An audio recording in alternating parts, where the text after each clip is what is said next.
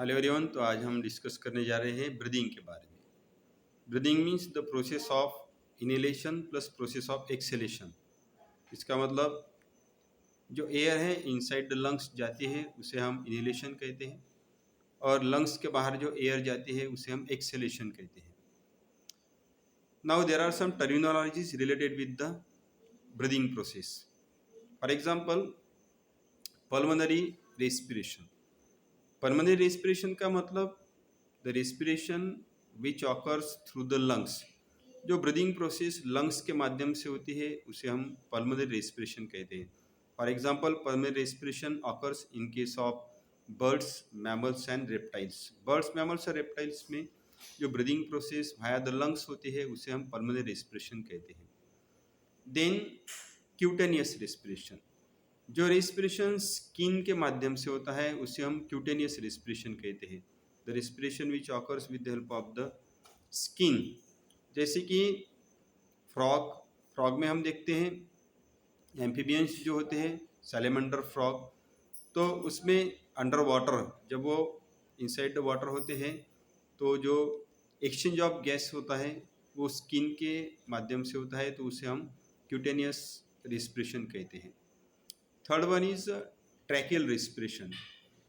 Insects में हम देखते हैं थोरैक्स और एब्डोमेन पार्ट है, उसके लैटरल साइड में होल्स होते हैं जिसको स्पिरेकल्स कहते हैं।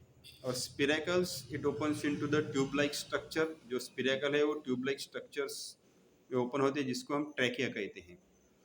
तो जो एयर एंट्री होती है एयर की via the spiracles and then into the tube like structure जिसको हम ट्रैकिया कहते हैं इंसेक्ट्स में, तो उस रेस्पिरेशन को कहते हैं ट्रैकियल रेस्पिरेशन, जो कि इंसेक्ट्स में देखा जाता है।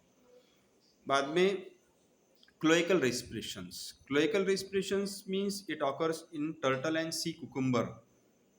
तो टर्टल और सी कुकुम्बर जो वाटर में होते हैं उनके पोस्टीरियर पार्ट में एक होल होता है, ओपनिंग, जो कि ओपनिंग है डाइजेस्टिव सिस्टम के लिए, रिप्रोडक्टिव सिस्टम के लिए और यूरिनरी ट्रैक्ट के लिए।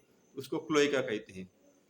Via the cloaca the water enter. Cloaca के माध्यम से वाटर एंटर करता है और वहाँ से बाहर निकलता है। तो जब वाटर एंटर करता है तो ऑक्सीजन जो है बॉडी में जाएगा। अब जब वाटर क्लोएका से निकल आएगा तो एक्सेलेशन होगा, मतलब कार्बन डाइऑक्साइड वहाँ से निकल आएगा, तो उसको cloacal respiration, we call it as a cloacal respiration.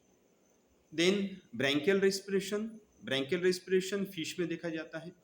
तो फिश में गिल्स के via the gills there occur the breathing means exchange of the gases. तो गिल्स के माध्यम से जो ब्रीदिंग होता है उसको हम ब्रैंकियल रेस्पिरेशन कहते हैं, जो कि हम फिश में देखते हैं। और एम्फीबियन टैडपोल्स, जैसे कि हम देखते हैं जो फ्रॉग है, फ्रॉग का जो ऑफस्प्रिंग्स होता है टैडपोल लार्वा, तो टैडपोल लार्वा में भी गिल्स होते हैं। तो इस ब्रैंकियल रेस्पिरेशन में जो वाटर है via the mouth it enter.